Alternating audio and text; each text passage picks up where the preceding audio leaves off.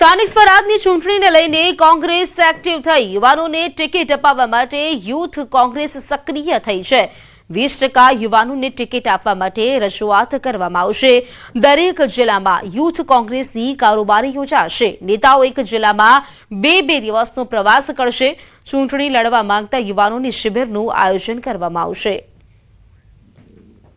તો ચૂંટણી લડવા માંગતા યુવાનો છે તેમના માટે એક શિબિરનું આયોજન કરવામાં આવશે। સ્થાનિક સ્વરાજની ચૂંટણીને લઈને કોંગ્રેસ હવે સક્રિય થઈ છે અને દરેક જિલ્લામાં બે દિવસનો પ્રવાસ કરશે અને તે દરમિયાન જે યુવાનો છે તેઓ ચૂંટણી લડવા માંગતા હોય તેવા યુવાનો માટે આ એક શિબિરનું આયોજન કરવામાં આવશે। आने वाले जो लोकल बॉडी इलेक्शन है उनमें जो हम युवाओं को ज़्यादा से ज़्यादा मौका दिलाने के लिए और उनको ज़्यादा से ज़्यादा प्रत्याशी बनवाने के लिए ये दौरा कार्यक्रम कर रहे हैं। आगामी जो लोकल बॉडी चुनाव कि આપણે તાલુકા પંચાયત જિલ્લા પંચાયત કોર્પોરેશન એમાં જે યુવાન લડવા માંગતા હશે એ યુવાનોના પાસેથી નામ મંગાવીશું। એમની પાસેથી એક ગૂગલ ફોર્મ ભરાવીશું અમે। સાથે જ અમારી યુથ કોંગ્રેસની જે નવનિયુક્ત જે બોડી છે એમાં થોડા ઘણા નામ એડ કરવાના થાય તો એડ કરીશું। તો વાવથરાદ જિલ્લામાં નાઈ સમાજના શૈક્ષણિક સંકુલના લોકાર્પણનો કાર્યક્રમ યોજાયો। સ્વામી અચલાનંદજી મહારાજના અધ્યક્ષ સ્થાને કાર્યક્રમ યોજાયો હતો। કાર્યક્રમમાં 240 ગામોના લોકો ભેગા થયા હતા। કાર્યક્રમમાં સમાજના ધર્મગુરુએ વ્યસન મુક્ત બનવા માટે યુવાનોને અપીલ કરી હતી। તો સાથે સાથે આગામી સમયમાં નાઈ સમાજનું સામાજિક બંધારણ રચાશે। કુરિવાજો દૂર કરવા મુદ્દે પણ ચર્ચાઓ થઈ।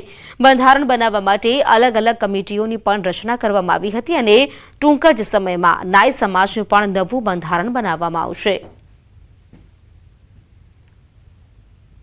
સમાજનું એક શૈક્ષણિક સંકુલનું ઓપનિંગ હતું। સાથે સાથે સેનજી મહારાજની પ્રતિમાનું અનાવરણ પણ હતું અને અમારા 10 પ્રગણોના સમાજ ભેળો થયો હતો।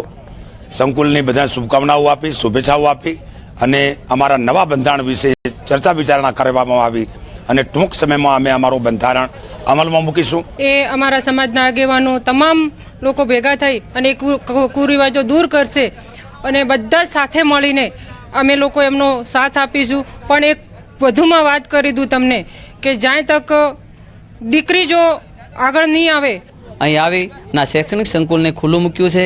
ભવિષ્યની અંદર આ શૈક્ષણિક સંકુલ થકી અમારા નાઈ સમાજનું જે યુવાધન છે, જે અમારા વિદ્યાર્થીઓ છે, ભણી ગણીને ઘણી બધી અપેક્ષાઓ જે છે એ અમારી સમાજની એ પૂર્ણ કરશે એ વિશે ચર્ચા કરવામાં આવી। अम्माभाई ने शिक्षा का प्रोग्राम करके सैन जी की प्रतिमा की स्थापना करी और शिक्षा के लिए ये बनाकर भवन इनकी समिति ने जो करा है बहुत सुंदर कार्य है। તો રાજ્યમાં ઠંડીનું વધ્યું જોર। ઉત્તર પૂર્વના પવનો ફૂંકાયા છે। વહેલી સવારથી જ ઠંડા પવનો ફૂંકાયા। નલિયામાં 9.2 ડિગ્રી તાપમાન નોંધાયું છે તો 2 થી 3 ડિગ્રી તાપમાન વધશે। તો ઉત્તર પૂર્વના પવનો ફૂંકાતા રાજ્યમાં ઠંડીનો ચમકારો યથાવત જોવા મળી રહ્યો છે। પવન ફૂંકાતા ઠંડીનું જોર વધ્યું છે। સૌથી વધુ ઠંડી છે નલિયામાં, જ્યાં 9.2 ડિગ્રી જેટલું તાપમાન નોંધાયું છે। હવે આવનાર સમયમાં 2 થી 3 ડિગ્રી તાપમાન વધશે તેવી પણ આગાહી કરવામાં આવી છે। હાલ તો રાજ્યમાં ઠંડીનો ચમકારો છે તે યથાવત જોવા મળી રહ્યો છે, કારણ કે ઉત્તર પૂર્વના પવનો ફૂંકાઈ રહ્યા છે। પવન ફૂંકાતા આ ઠંડીનું જોર છે તે વધ્યું છે। સૌથી વધુ ઠંડી પડતી હોય છે નલિયામાં અને નલિયામાં જે તાપમાન છે તે હાલ 9.2 ડિગ્રી જેટલું નોંધાયું